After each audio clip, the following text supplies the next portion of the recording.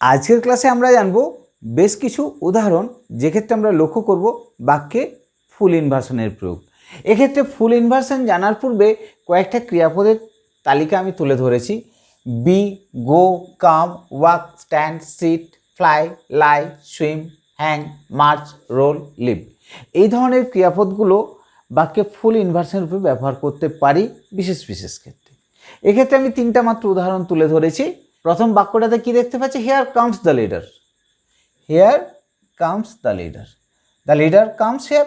The leader comes hair adverb of place বাক্যের শুরুতেই বসেছে এবং এই কামস ক্রিয়াপদটা সাবজেক্টের পূর্বে চলে এসছে। এটা সাবজেক্ট, এর পূর্বে ভার্বের প্রয়োগ ঘটেছে এবং ভার্বের জায়গায় সাবজেক্ট। অর্থাৎ এখান থেকে আমি পরিষ্কার বুঝতে পারছি যে বাক্যের মধ্যে ইনভার্সন ঘটেছে এবং পুরো ক্রিয়াপদটাই চলে এসছে, এরপরে আর কোনো ক্রিয়াপদ নেই, তাই এটা ফুল ইনভার্সন। দ্বিতীয় উদাহরণটাতে কি দেখছি? আউটসাইড দ্য টাউন, আবার অ্যাডভার্ব অফ প্লেস বাক্যের শুরুতেই বসেছে। Was a beautiful monastery. A beautiful monastery was, তার পূর্বেই আমরা ক্রিয়াপদের প্রয়োগটা লক্ষ্য করছি এবং বি ভার্বের মধ্যে ওয়াজ পড়ে, এখানে বি আছে, শুধু বি নয়, এখানে বি ভার্বস বলবো, সেইগুলোও কিন্তু আমরা ফুল ইনভার্সন রূপে প্রয়োগ করতে পারি। তাহলে এক্ষেত্রে আমরা কি লক্ষ্য করছি? আর পরে ক্রিয়াপদ নেই, এটাই বাক্যের মেন ভার্ব এবং মেন ভার্বটা কি সাবজেক্টের পূর্বে চলে এসছে, তাই এক্ষেত্রে ফুল ইনভার্সন ঘটেছে। Under the tree was lying the rabbit. Rabbit এবং টর্টয়েজের রেস্টটা আমরা জানি, কিছু দূর গিয়ে রেবিট গাছের নিচে রেস্ট নিয়েছিল, সেই উদাহরণটাকে তুলে ধরেই আমি এখানে এই উদাহরণটা করেছি। Under the tree, adverb of place, was lying the rabbit. The rabbit was lying under the tree. The rabbit was lying under the tree. তাহলে এই ওয়াজ লাইং, এই ভার্ব ফ্রেজটা কি সাবজেক্টের পূর্বে বসেছে, ফলে বাক্যের মধ্যে ইনভার্সন ঘটেছে। একটা জিনিস এর সাথে আমাদের অবশ্যই মনে রাখতে হবে, যদি ট্রানজিটিভ ভার্ব থাকে, ট্রানজিটিভ ভার্বের ক্ষেত্রে কিন্তু আমরা ফুল ইনভার্সন লক্ষ্য করি না। এরপর আমরা লক্ষ্য করব বেশ কিছু উদাহরণ যেক্ষেত্রে কিন্তু ইনভার্সন প্রয়োগ হয়। এই বাক্যটাতে শো প্রয়োগ করেও কিন্তু ইনভার্সন ঘটানো হয়েছে। কি দেখছি? Show enchanting was the music. এর অর্থ কি? The music was show enchanting. The music was show enchanting. এই শোটা বাক্যের শুরুতেই নিয়ে আসা হয়েছে ক্ষেত্রে এবং এনচ্যান্টিং এই পার্টটাকেও প্রথমেই নিয়ে আসা হয়েছে এবং এটা বাক্যের original subject. The music was show enchanting, এটা হচ্ছে সাবজেক্ট আর এটা হচ্ছে লিঙ্কিং ভার্ব। লিঙ্কিং ভার্বটা কার পূর্বে এসছে? সাবজেক্টের পূর্বে এসছে, ফলে এখান থেকে আমরা কি বুঝতে পারছি? বাক্যের মধ্যে সরাসরি ইনভার্সন ঘটেছে। সাবঅর্ডিনেট পার্টটাতে কি দেখছি? That we listen attentively. Subordinate ক্লজের ক্ষেত্রে আমরা জানি কন্ডিশনাল সেন্টেন্স ছাড়া সাবঅর্ডিনেট ক্লজের মধ্যে সাধারণত ইনভার্সন ঘটে না।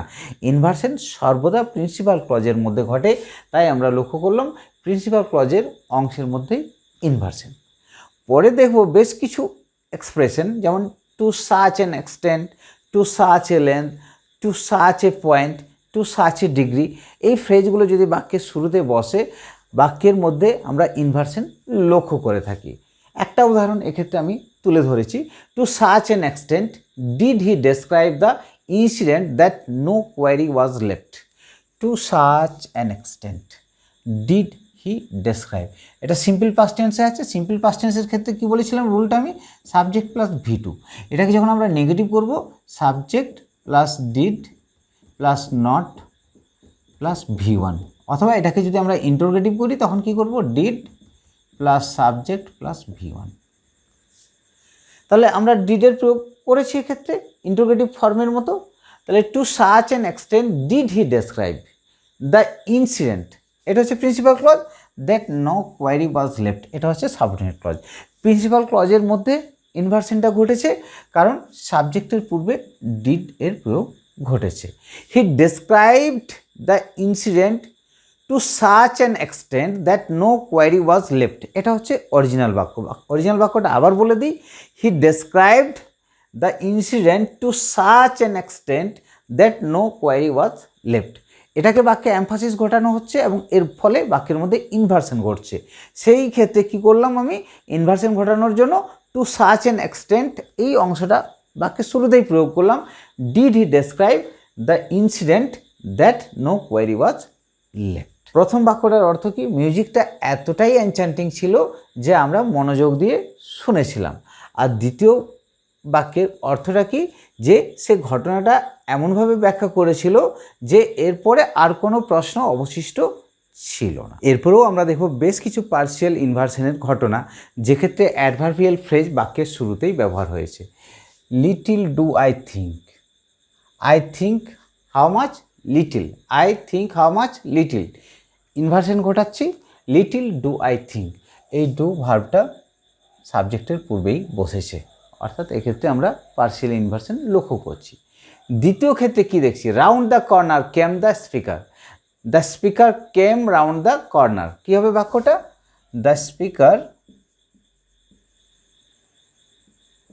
কেম রাউন্ড দ্য কর্নার। এই বাক্যটাকে ইনভার্সন ঘটানোর জন্য কি করলাম? রাউন্ড দ্য কর্নার অ্যাডভার্বিয়াল ফ্রেজটা বাক্যের শুরুতেই বসালাম এবং স্পিকার, দ্য স্পিকার হচ্ছে সাবজেক্ট, সাবজেক্টের পূর্বেই ক্রিয়াপদের প্রয়োগ হলো, ভার্ব। বাক্যের মধ্যে ইনভার্সন হলো। এবং এই ইনভার্সনটা কী ধরনের ইনভার্সন? ফুল ইনভার্সন। এটা কী ধরনের ইনভার্সন বললাম? ফুল ইনভার্সন। এবং এটা কিন্তু পার্সিয়াল ইনভার্সন করছে। শেষ বাক্যটাতে কি দেখছি? On the table were all the gifts we bought. এই বাক্যটাকে সহজ করে লিখলে কি হবে? All the gifts we bot